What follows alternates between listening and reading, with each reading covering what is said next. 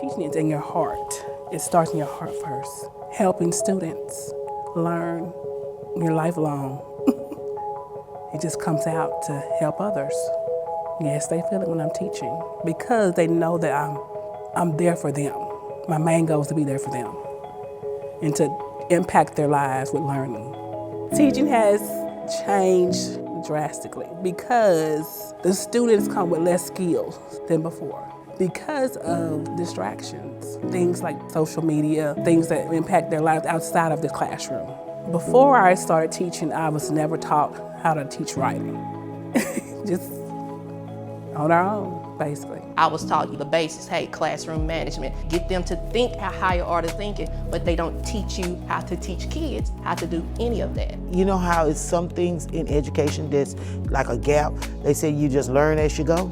I think writing's been thrown into that pile and it's not working. The first time I heard about the Hoffman method, the TWR writing method, my principal came to me and asked would I go to the PD session because our school district was adopting a new way to teach students how to write because it was obvious our students in our school district just did not have the foundational skills needed to write clearly and coherently. We really studied this. What are the structures of written English? How can we teach them most effectively to students and still not sacrifice the learning of the content? This method is as much about reading comprehension as it is about thinking critically. If children learn to construct complex sentences, for example, they are better able to understand complex sentences when they're reading. Well, we partnered with the Writing Revolution, and their staff and our teachers wrote activities. They revolutionized the curriculum that we utilize in ELA, and we've done it for social studies. The state, I think it was 3 or 4 years ago, took that idea and actually contracted our Monroe City School teachers to revolutionize the ELA guidebooks for the state of Louisiana. Getting to be a part of the 3.5 Louisiana guidebook was a big deal. Like the materials that we were creating is now going to be embedded statewide so that it can get into the hands of any teacher in the state of Louisiana, the students in the state of Louisiana that are following the guidebooks. Well, I was brought on as a revolutionary to create the materials for certain grades. In doing that, a light bulb went off in my head. I'm like, okay, I can kind of make it my own, basically.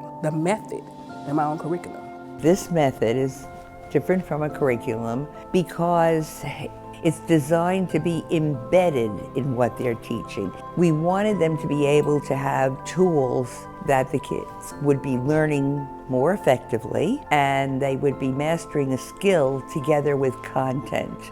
The method taught us to start off with certain things like the basic things like sentence fragments, a because, but, and so, just simple things.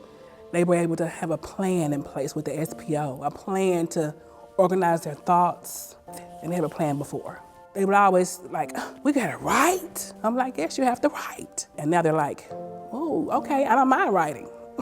When we received our spring of 2023 end of year assessment results, one thing that showed up significantly was that English language arts was above the state average at every grade level.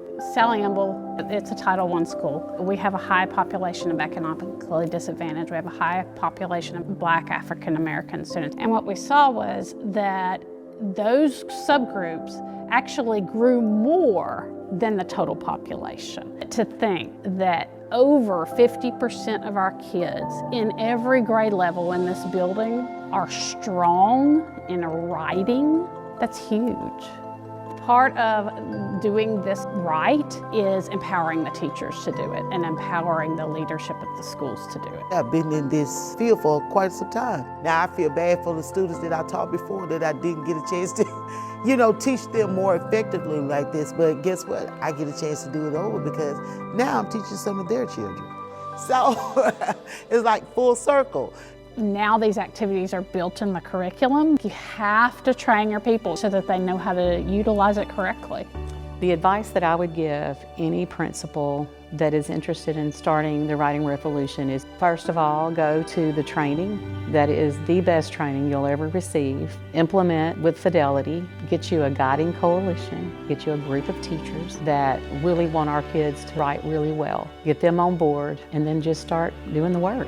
Once I was trained, it took all of the confusion out of it. It gave me the foundation I needed to teach my kids how to write. They're not scared to participate in the classroom. It gives the kids a sense of comfort to be able to express themselves. It's not that, oh, okay, it's one right answer, and if you don't have that right answer, you're not good enough. No, we don't have that problem, not with this method. If you can't write a good sentence, you can't write a good paragraph, you can't write a good composition, or an email for that matter. I think people don't realize that reading and writing go hand in hand. It's literacy, it goes hand in hand. So if you leave out the writing component, you're gonna miss a big chunk of being literate.